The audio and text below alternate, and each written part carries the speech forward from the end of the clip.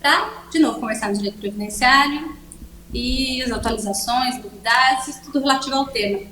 Muito bem. Doutora Fernanda, quando a gente ouve alguma notícia relacionada à aposentadoria, a gente sempre recebe a seguinte informação, né? Atenção, aposentados e pensionistas.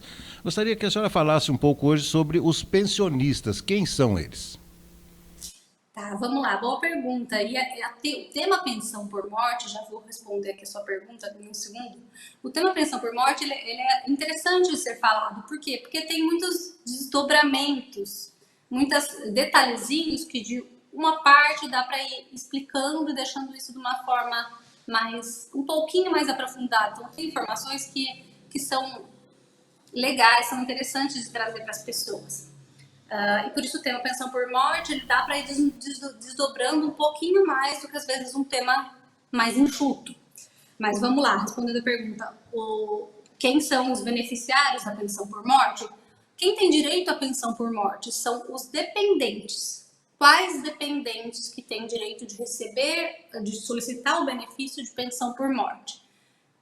São 3 classes de dependentes e tem diferenças entre elas. A primeira classe dos dependentes estão quem? Estão os filhos. Então, vamos lá. Na primeira classe estão o cônjuge ou companheiro, filho menor de 21 anos ou inválido. Tá. Aqui já nessa parte, nessa primeira classe aqui, ainda cabe aqui uma observação. O quê? Esse filho inválido, que diz o filho menor de 21 anos ou inválido. Esse filho inválido, para o INSS, ele tem que ter até 21 anos. Para o INSS, o INSS é administrativo. O INSS só vai conceder o filho, se tiver até 21, o direito à pensão por morte, e o filho inválido também. Mas isso é só posicionamento do INSS em relação ao inválido, em relação ao filho que não é inválido, é só até os 21 anos mesmo e cessa a pensão para ter direito. Então, se aquele filho não é inválido, ele for maior, ele não se enquadra, ele não é dependente, ele não tem direito à pensão por morte. Agora, um outro exemplo, aquela pessoa, o filho, ele é inválido, mas essa invalidez, ele é inválido, mas ele tem acima de 21. Por exemplo, ele tem 24, enfim, até 50 anos, independente da idade. No INSS, só vai conceder se ele tiver menor do que 21.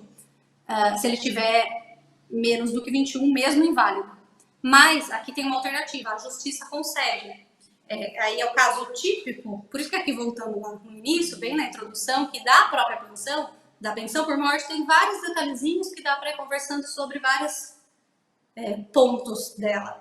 Então, nesse primeiro já, na entrada daquilo que a gente está conversando, a justiça consegue para o inválido, desde que essa invalidez ela tenha ocorrido antes do óbito. Então, o instituidor da pensão, aquele que vai gerar a pensão, faleceu, mas a invalidez ela foi anterior. Então, independente da idade do filho inválido, se ele tinha 30, 40, 50 anos, se essa invalidez é anterior ao óbito, gera para a justiça direito à pensão. E a justiça concede, enfim, mantém o direito, tudo certinho. No INSS, não. Então, é a típica ação em que a gente já sabe que se está falando de filho inválido e for maior do que 21, tem que ir para a justiça. Se for para o INSS, a gente já sabe que o INSS não concede. E aí, voltando à análise, a quem tem direito. Então, fui e voltei ao mesmo tempo. Então, vamos lá. Os filhos, o cônjuge, primeira classe, o cônjuge ou companheiro, filhos menor de 21 anos ou inválido até os 21 para o INSS e, se for acima de 21, desde que essa invalidez tenha sido antes do óbito, na justiça se concede. Então, essa é a primeira classe dos dependentes. O que tem de diferente na primeira classe? Porque são 3 classes, como se fosse uma escadinha. 1, 2, 3. E são requisitos diferentes. Nessa primeira classe, que são estes dependentes, eles não precisam comprovar a dependência econômica. O que é isso? Eles têm uma dependência econômica presumida. Ou seja, não precisa comprovar que dependia da renda da pessoa falecida. Isso já é presumido, só precisa comprovar que está nessa condição. Mas não precisa comprovar se vivia ou não da renda ali do pai, da mãe, enfim, da pessoa que morreu. A dependência econômica é presumida e não precisa se falar disso, já é entendido que a pessoa tem. Basta preencher o requisito para estar nessa classe e poder solicitar. Tudo bem, quando não tem ninguém nessa classe, o que acontece? Então a gente está falando, não tem cônjuge, companheiro, não tem filhos de menor de 21 anos ou inválido. Se não tem, vai para a segunda classe. Por que eu estou falando isso se não tem? Porque sempre quando tem um dependente de uma classe, não vai para de baixo. Então, se a gente achar um dependente na classe que a gente estiver falando, não passa para as demais. Tá, então, inexistindo na primeira classe, vai para a segunda classe. Quem é a segunda classe dos dependentes? São os pais. Então, o pai ou a mãe da pessoa que faleceu. Não são os ascendentes, não é avô, etc e tal, só pai e mãe. Só que aqui, a partir da segunda classe, já tem a dependência econômica. Só vai ter direito se provar que precisava de ajuda financeira da pessoa que faleceu. Então, se não, aqui a pessoa que vai solicitar, a pessoa que vai pedir, o beneficiário que vai pedir a pensão por morte, ele tem que comprovar a dependência econômica. Ele só vai ter direito se comprovar que ele dependia do valor financeiro daquela pessoa. Então, por exemplo, que a gente está falando do pai ou mãe, dos pais. Então, esse pai vai ter direito a receber a pensão do filho que faleceu se o filho pagava as contas da casa, se o filho ajudava financeiramente, se ele pagava, enfim, água, luz, as despesas, se pagava o plano de saúde e inúmeras formas de comprovação, mas vai precisar de prova de que ele dependia financeiramente. E não só prova testemunhal, de documentos que comprovem que era a pessoa que faleceu que bancava isso.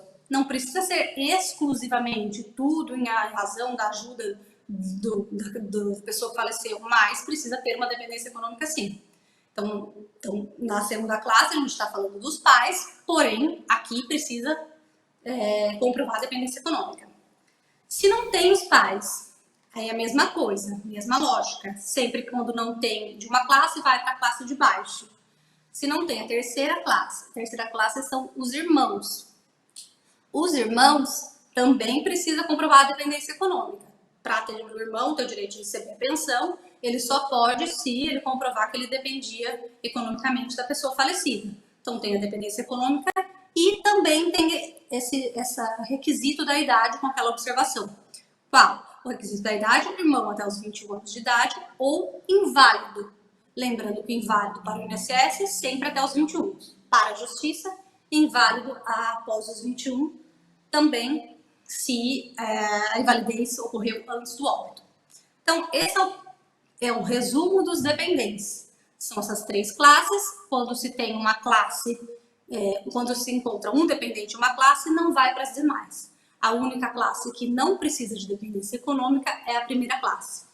E aqui a observação do inválido é que se essa invalidez for menor do que se essa invalidez for posterior aos 21 anos de idade, é uma invalidez que a justiça concede, mas é uma ação judicial e não uma ação administrativa no INSS, que o INSS não considera o inválido, não dá o direito para um inválido depois dos 21 anos de idade. Mas a justiça amplamente concede, tem várias jurisprudências sobre isso.